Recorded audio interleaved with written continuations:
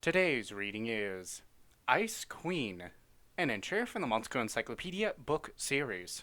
Powerful monsters who govern the world of snow and ice that live in ice palaces in the deepest parts of the mountains that people don't approach. It has been told that their existence is what causes the snowy region to be covered in ice and snow. Their mere existence causes air cold enough to freeze even the heart to drift throughout the region, and their size become blizzards. The cold air they cover themselves in is so overwhelmingly severe that it even freezes their own heart, causing them to lose interest in men and feel no love or desire towards them. Even if there is a person in front of them who is about to freeze to death, they won't feel any deep emotions and instead will summon their underlings with indifference in accordance with the Demon Lord's commandment to not let humans die.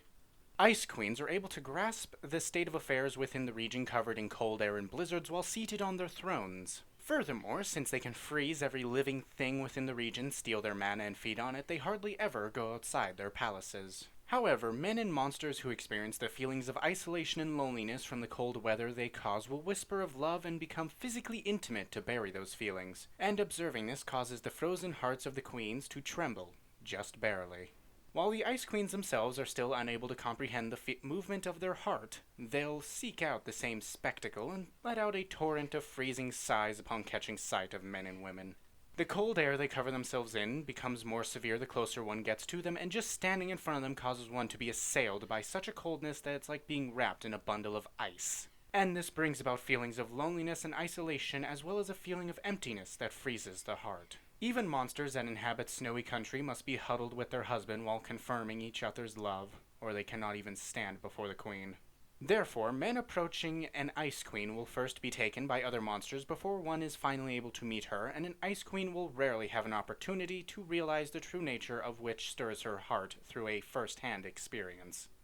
If a man actually does manage to reach them, his heart will have already been frozen and become empty. Unable to do anything but cling to the queen before his eyes and lacking even the composure to hesitate, he will seek to copulate with the queen in pursuit of warmth. Even in reaction to this, the queen would remain completely emotionless and merely let the man have his way, accepting it, but once the man's lips touches hers, a huge change would come over her.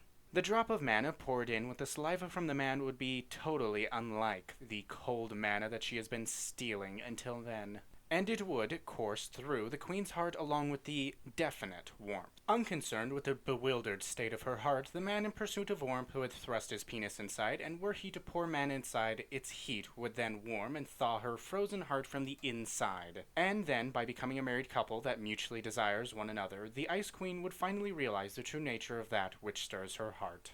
Their Iceman is so incredibly powerful that even if it has been thawed by their husband, their heart can easily get frozen again. However, once a queen knows the rapture of being thawed by her husband, even if her heart reverts to a state of being unable to accept anything else, the one thing she won't be able to forget is her feelings for her husband. She'll open her heart just for her husband, seeking his warmth, and they'll once again become physically intimate. And then she'll no longer be able to stand being away from the warmth of her husband for even a moment. At very least, she'll seek to intertwine their bodies.